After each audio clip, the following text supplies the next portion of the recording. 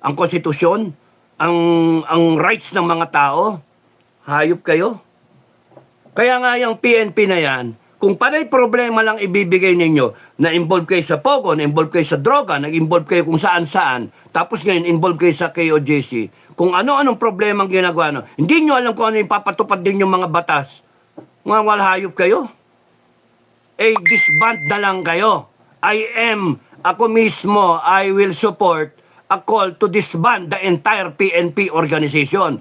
Palitan kayong lahat. I don't give a damn na kunyari, ipaubaya muna sa PNP yung Marines nila, Philippine Marines. Mga snappy naman yan. Kayo na muna nga hawak, kayo na muna mag-law enforcement. Hanggang sa magkaroon tayo ng panibagong organization, panibagong PNP. At yung remnants dyan, ibabalidate ng gusto, iproseso ng gusto. Unang-una, kinakailangan i-renounce ninyo. Sabihin nyo lang, survey, entire organization. Ang nangyari sa KOJC ay mali. Yes or no? Pagka sumagot kayo ng yes, tanggal ka sa serbisyo. Hayop kayo? Sasabihin nyo pang tama yun? Pagka sinabing no, mali yun. Mali yung ginawa sa KOJC. Liga, dito kayo. Bakit mali? Bakit sa tingin mo mali? Sige, kwentuhan mo ako, bakit mali? Pagka mali yung rason mo, tanggal ka rin sa serbisyo. Pupulis kayo, hawak kayo ng baril, tapos hindi nyo alam kung anong rason o bakit kayo nandyan. Madadama yung buong organization ngayon. Ang sama-sama ng pananaw ng mga tao sa pulis natin. In fact, noon pa nga we're trying to salvage the situation. We're trying to blog about a good PNP na maasahan. And here you are, putragis, sinisira ninyo, kayo mismo. Organization nyo yan Tore, organization mo yan. Mahiya ka. Sumusunod ka lang sa tignan mo yung mga tao. Paano yung mga nakagano yung mga tao mo? Paano yung mga nakayuko? Hiyang-hiya to sa ginagawa nila. Putragis kayo. Walang ka-pride doon sa ginagawa nila. Alam nilang mali Pero hindi excuse yun. Hindi excuse na sumusunod lang kami sa itas. Hindi natin kailangan ng PNP na mga taong polis na susunod sa mali. Pagka alam nyo ng mali, huwag kayo susunod. Kayo ang dapat nag-implement ng batas. Pagka pumalpak na yung polis, ano na mangyayari sa taong bayan? Hayop kayo, nagkayod ng taong bayan para mabayaran yung taxes, tapos ganyan kayo? Kung mag-asta kayo, kala nyo kung sino kayo Yun yung ko. Okay lang sa akin, disband ang buong PNP. Palitan. Because the kind of quality na meron tayo, para naman tayong kumuha ng bato, pinukpok natin yung sarili natin. Ayaw natin ng ganyan. Ganun kasimple. And we should stand, tayong masusunod, taong bayan. Hindi yung ganyan. Yung ginawa ninyo, mga bopol, you're trying to create a situation na malapit tayo, one step closer tayo to civil war. No? You're one step closer na pipilitin ninyong tumayo ang mga tao. Tung administration kayo, BBM, tignan nyo, mali na naman yung advice niyo. Mali na naman yung tirada niyo. Mali na naman yung birada niyo. At kayong mga general, mga sip-sip na naman kayo. Mali na naman Isang tao, si Kibuloy. Tapos ganyan. Papasukin niyo yung KOJC compound, tapos papakita kayo ng ganong style, mga nakadebaril pa kayo, putagis. Nakakaya kayo, PNP nakakaya kayo. Kaya nga, mahirap ma-recover yung ginawa ninyong paglapastangan, hindi sa tao sa sarili ninyo. Sinira ninyo yung organization. Lahat ng mga nauna sa inyo, hindi nyo binigyan ng justice yung mga nauna sa inyo. No? Sila Lacson, sila Mabang Polis, lahat sila. Lang matitino. Tapos kayo, tingnan nyo yung ginawa ninyo. Dahil lang sa pangako ng posisyon o whatever, ganyan ang gagawin ninyo. Kaya nga, taong bayan, ang tamang solusyon dyan, kung ang pinag-uusapan, hindi panay ngak-ngak lang, hindi panay ganun-ganun lang, ang tama dyan, ang solusyon, mag-ano lang tayo. Yung, let's call for the abolition of the PNP. Abolish! Abolish! Disband! Tanggalin! And everyone, no, lahat kayo, turn over nyo lahat ng firearms nyo. Ibalik lahat sa supply room. Ibalik lahat ng armas nyo. Disarmahan kayong lahat.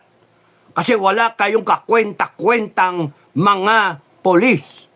Wala kayong kakwenta-kwentang to serve and protect mga sinungaling. To serve and protect. Kayo pang tinik sa ulo ng mga taong bayan. I-abolish kayo as an organization at palitan na lang kayo. Yun yung tama.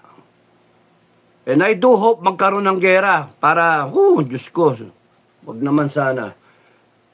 Magkaroon ng ano para umabante tayo because wala, paikot-ikot lang tayo. Ganito lang tayo ng ganito eh.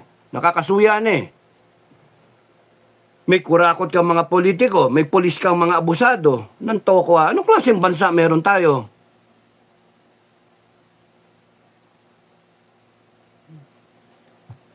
Kung alam nyo, kanina, pinapanood ko yung ano na yan eh. Iniisip ko nga eh.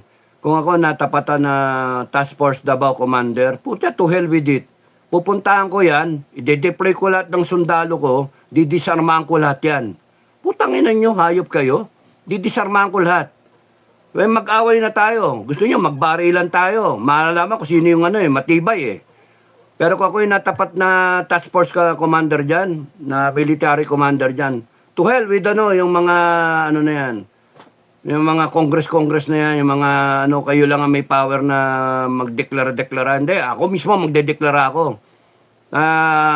Dideklara kong illegal yung ginagawa ninyo, mga PNP. And I will disarm everyone. Kung ayaw ninyo magdisarma, you prepare to die. We will fight it out. Mga putang ina nyo, tatapang ninyo eh. Putya, mga sibilyan na dapat kayo nagpo-protect eh. Nakakainit kayo ng dugo eh. No? Nakakainit kayo ng dugo. You're supposed to protect the people of this country while at the same time you are enforcing the laws. Walang sinasabi you are authorized to break the law. Tarantado. You're not supposed to. Walang sinasabi na while you're trying to enforce the law, you can also violate the law. You can also commit all these hostilities against the people you have sworn to protect. The people who are supposed to give you your salary every month. And here you are, all 2,000 plus of you, na walang pake. May natake na wala kayong pake. Mga hayop kayo. Ba't hindi magagalit ang tao sa inyo? Tapos, please, paintindihan nyo kami, pakisamahan nyo kami. Tarantado. Gago kayo. Kaya nga, ako, mapaw na ako eh. Disband na lang kayo. Disband ang buong PNP. No? Disband kayo. Palitan kayo ng panibago na organisasyon who will cater to what the people want. That is, we respect the Constitution, we respect the rights of the people. Ganon.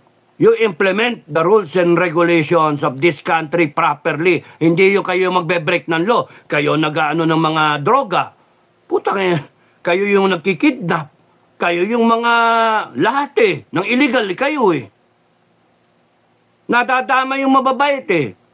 Now, there's got to be a way na i-transfer o ma-process yung mga matitino para dun sa bago na. Pero ako,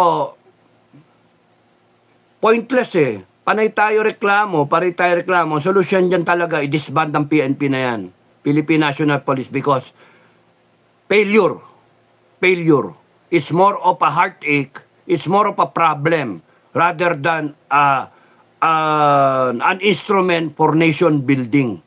Paano magiging instrument ng nation building nung drug war panay mga police yung involved na mga drug mga drug syndicate. Di ba? Mga police pa yung may nag-handle ng mga kriminal. mga kidnap for ransom, yung mga recycling ng mga nahuling droga, mga ninja cop. Oh, paano yung problema binigay ng pulis eh? Kasi ito ngayon, yung KOJC.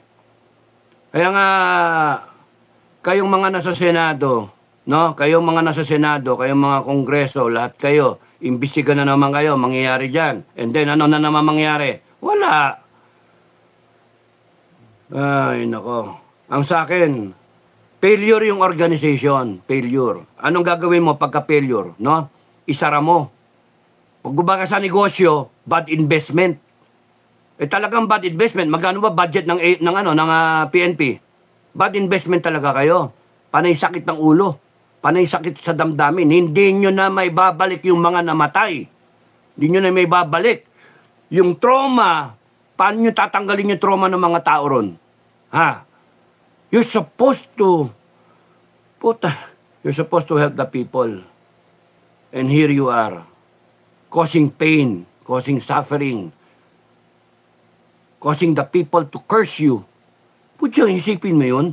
No religious group, mura-murahin kayo, bastusin kayo, mga demonyo kayo. Kaya nga, no, tama lang yung disband kayo. The next president, kung meron man, kung kunyaring maging presidente ka man, BP Sara, kung sakasakali kang maging presidente ka, malay natin, 2028 nga, di ba, kung tatakbo ka, or much earlier. Kakampi mo ako, na palitan yung buong PNP na yan. No? Palitan, isara. Naintindihan niyo ako, BP Sara, isara ang entire PNP. Yung mga nandyan, na mga i-reprocess sila. Tignan ko sino dyan yung talagang mga scalawag, once and for all. Kung sino yung matitino, tignan lahat ng 2015, lahat. Meanwhile, ipahawak muna sa AFP, pahawak muna sa Marines, sila na muna ang law enforcement. Marines, Army, buong AFP. Sandali lang yon because may matitira, i-reprocess yan, it will take only a few weeks. And then, yan na yung skeleton. And then, we fill it up again to 200,000 if kailangan. Marami mag-volunteer man. Pero yung selection process, yung value formation, yung core ethics ba, no? Moral values ng mga pulis natin, we make sure na nasa tama na. Hindi na yung ganito. Sinusweldohan natin tapos ganyan, iiyak tayo dahil lang sa maatake tayo dahil sa kagaguhan ng mga yan. Putang na mga yan. Saan ba loyalty nila? Nasa isang tao ang loyalty nila. Yun yung mali.